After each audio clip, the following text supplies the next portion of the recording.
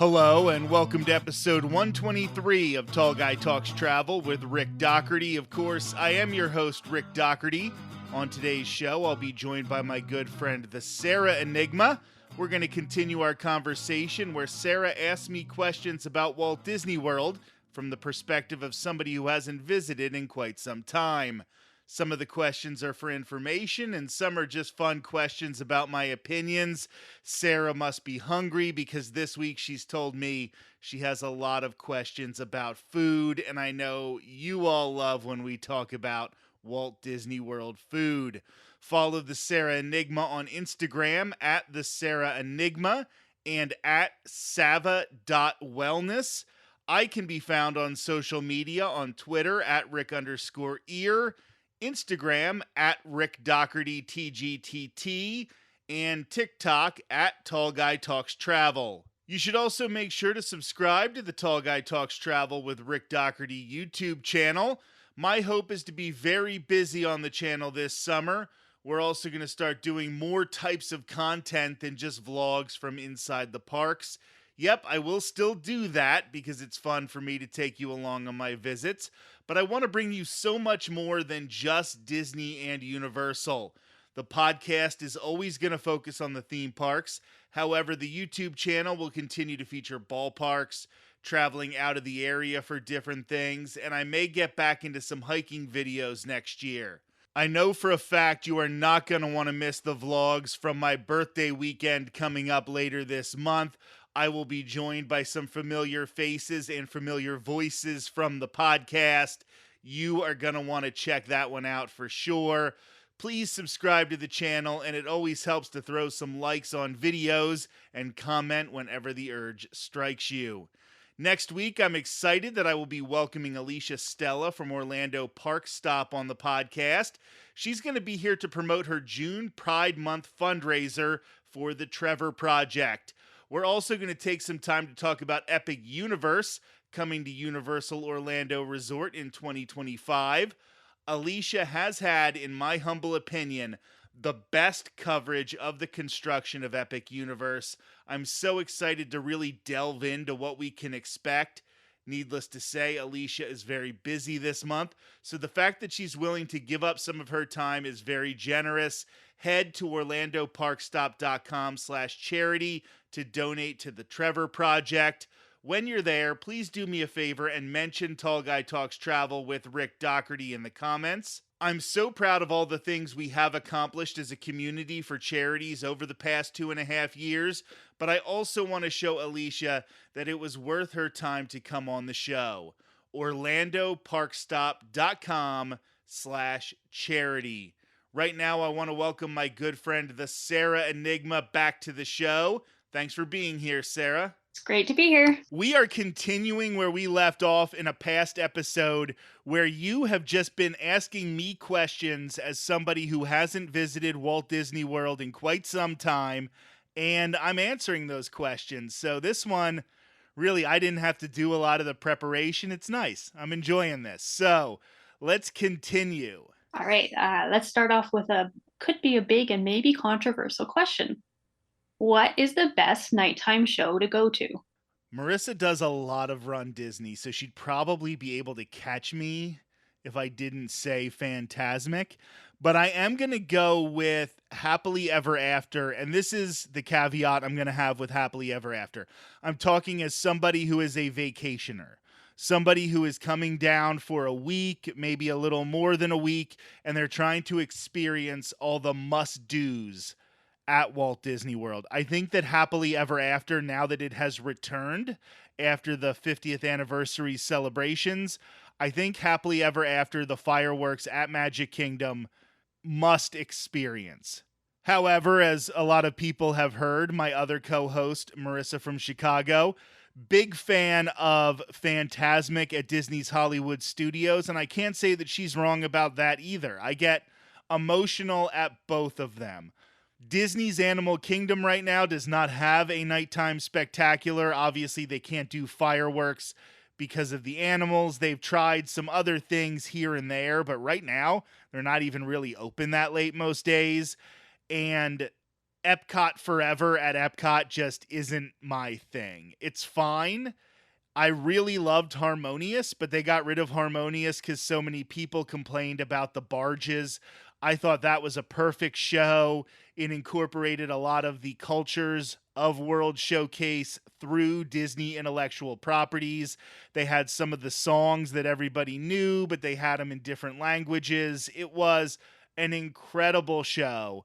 But right now, there's just something about hearing the last couple notes of Find Your Happily Ever After and then seeing Tinkerbell shoot across the sky, and it just hits you right in the feels. Happily Ever After is a great, great nighttime spectacular. That is really good to know. So now let's talk a little bit about Disney food. What is the best restaurant on Disney property?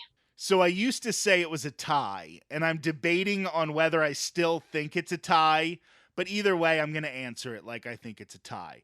So Hollywood Brown Derby in Disney's Hollywood Studios is incredible. The grapefruit cake, I know it doesn't sound like it would be good. The grapefruit cake is one of the best desserts you'll find anywhere on property, and the Cobb salad is phenomenal.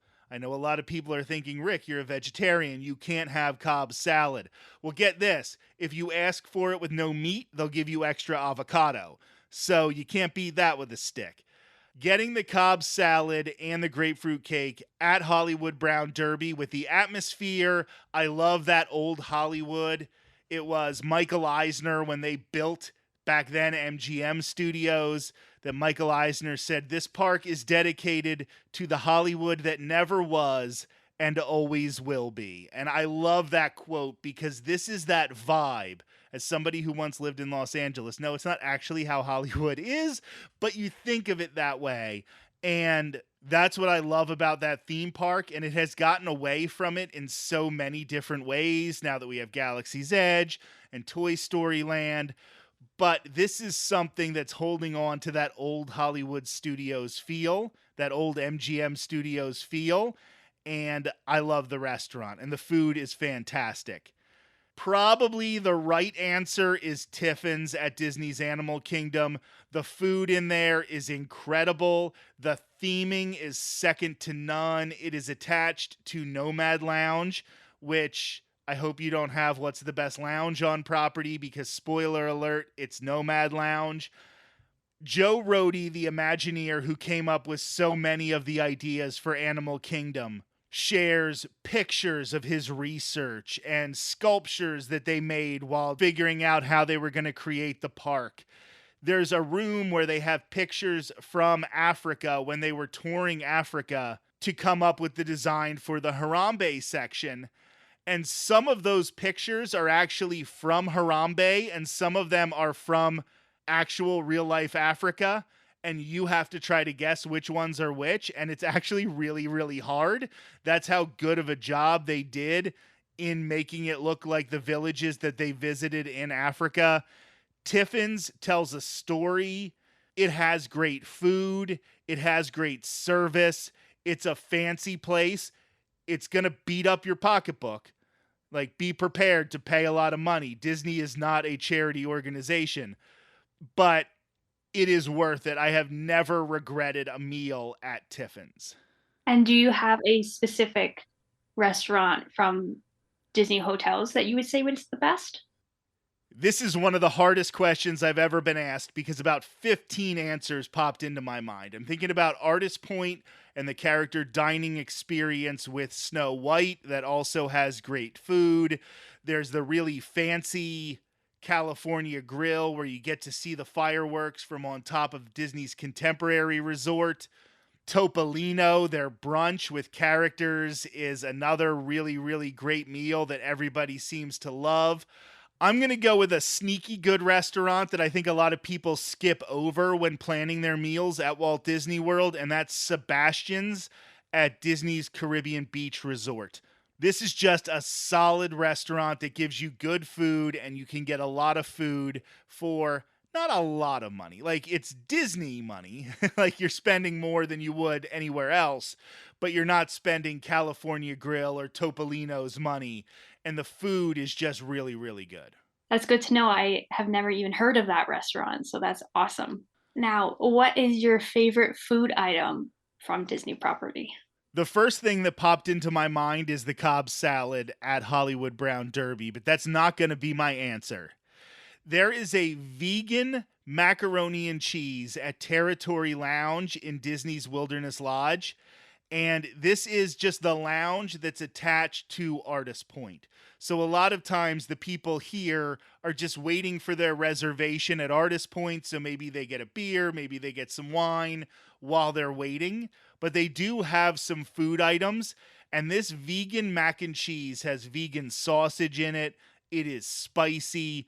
It is so good. I am so excited to try this again. Like, this is one of those things that you have it once and you're like, this is now my jam. Like, I am going to have this as much as humanly possible. Once again, Disney, not a charity. It's very, very expensive, but it was 100% worth it. It's rich, so you don't necessarily need to have like a lot. You don't eat it and think, I spent all that for this. I definitely am going to go with that mac and cheese. Well, you made my mouth water, so I want to try it now too. It is There, very, very spicy though, so I just want you to be prepared for that. I will be prepared, and I still want to try it. So that sounds awesome. Now, there are always new restaurants and food places opening up in Disney Springs.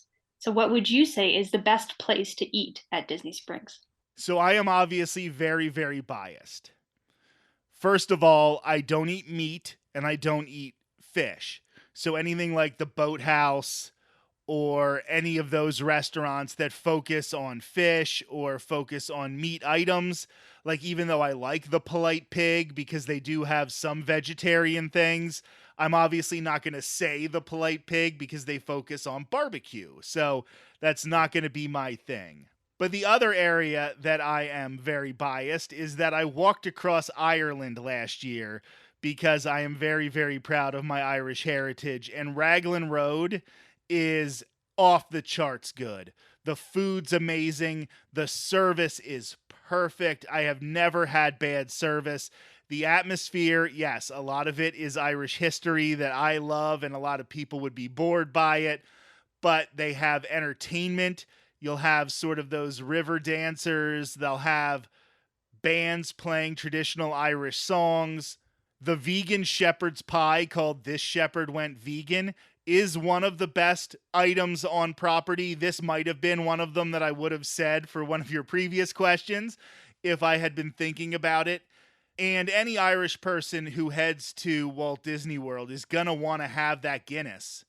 So you want to go get a perfect pint of Guinness served at Raglan Road and then spending the rest of your day at Disney Springs. It is a really great place to get dinner.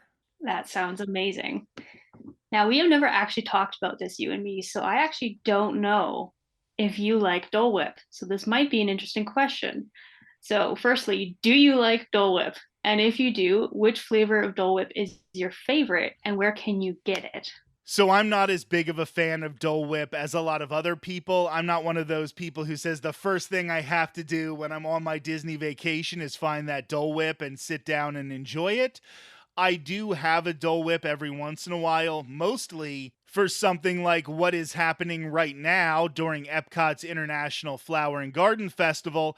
They have the Garden Graze, which is a number of vegetarian and vegan food items. And if you eat 5 of them and you get a stamp, they're giving a mango lime Dole Whip right now for completing the Garden Graze. And I'll tell you what, that was a really good Dole Whip. I enjoyed that Dole Whip quite a bit. So I think right now I'll go with the mango lime Dole Whip as my favorite one. Oh, that sounds great. And plus, then you got to eat everything else, so you got that, which is even better. So now I have the last question about Disney food is if you are not into food, is it worth going to Epcot when there is a festival going on? Sarah, I think you know me well enough to say that it is always worth it to go to Epcot. Epcot is, and I will stand by this statement, the best theme park at Walt Disney World. Are the festivals a big reason why? Absolutely, but these festivals aren't just about food. Yes, the Food and Wine Festival is more focused on those stands and those food booths than the other three festivals. But you could go to Festival of the Arts and not stop at one of those food booths. You can meet artists. You can do a drawing exercise where you get to draw a Disney character and you're taught by a Disney animator. They have the Disney on Broadway concert series. Then, with the Festival of the Holidays at many of the different World Showcase pavilions, they'll show holiday traditions in those countries, whether it be Japan, Pierre Noel in France, Father Christmas in the United Kingdom. They have the Chinese lion dancers. They have the Barn Santa in Norway. There is so much to do that doesn't involve food booths at these festivals. There's the topiaries during the current festival, which is the Flower and Garden Festival. And sometimes I just like to walk around and take pictures and video of all these beautiful topiaries. I mean, you've been sitting at home and getting me texting you a whole bunch of pictures of Anna and Elsa topiaries and the Beauty and the Beast topiaries because I just want to take so many pictures and share them.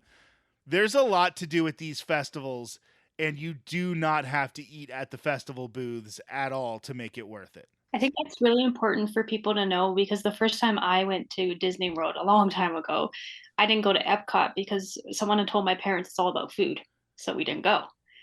So I think that's really important to realize that even if there's a festival going on, there's still a lot to do. So thank you for clarifying that for everybody. And of course, Epcot beyond the festivals is just a great park. You have some great rides, Spaceship Earth, Living with the Land, Frozen Ever After, Test Track, Soarin'. It is a great, great theme park. And anybody who skips it, I think you're really, really missing out on a great opportunity. Yeah, I think that's totally true. And I learned that the next time I went to Epcot and was like, whoa, this theme park's amazing. So please go to Epcot. And speaking of Epcot, the last time I went, there was a lot of construction going on. And I know it's been a couple of years, and I know there's still some going on, but I wanted to ask, is there still a lot of construction at Epcot? Yes. There's always going to be one Walt Disney World park that is going to be under a lot of construction. Like Walt said, he wanted Disneyland to never be finished. And these theme parks will never be finished. They are always going to be trying to make them better. Sometimes we'll think the changes are better. Sometimes maybe we won't. But the one constant at Walt Disney World is going to be change. And they went into a lot of construction right before the pandemic. And then Disney had to make a lot of decisions. What was important for them to finish? What was important for them to put off for a little bit? And Epcot definitely suffered through that. However, there is still enough to do that I don't want you skipping Epcot. This is not like Disney's Hollywood Studios when they were building Toy Story Land and Galaxy's Edge, and there was basically nothing to do in Hollywood Studios. There is still plenty to do in Epcot, and it is still a great theme park.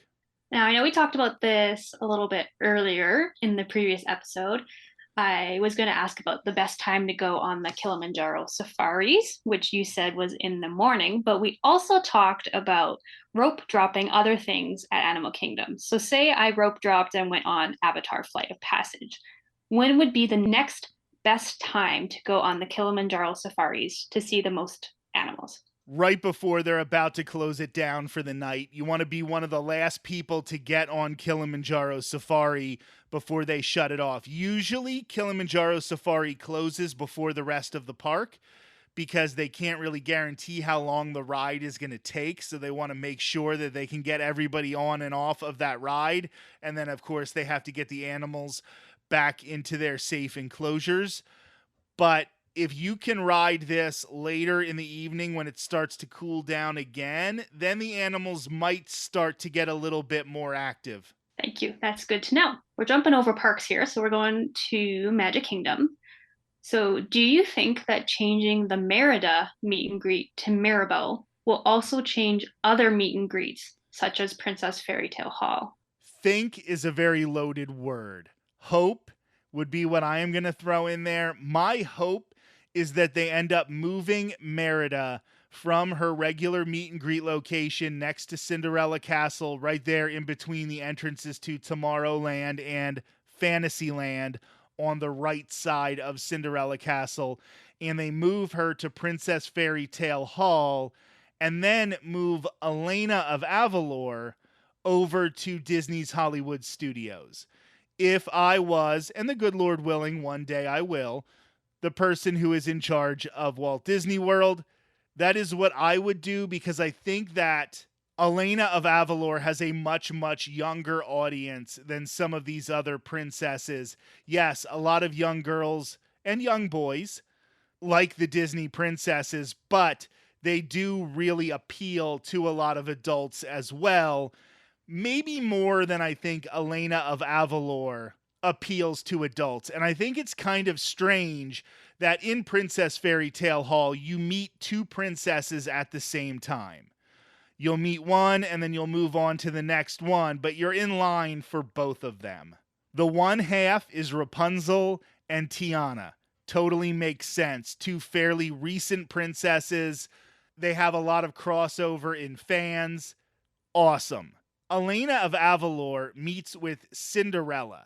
So you have one of the oldest Disney princesses meeting with not even an official Disney princess in Elena of Avalor that doesn't have a movie, that is kind of geared almost exclusively towards kids.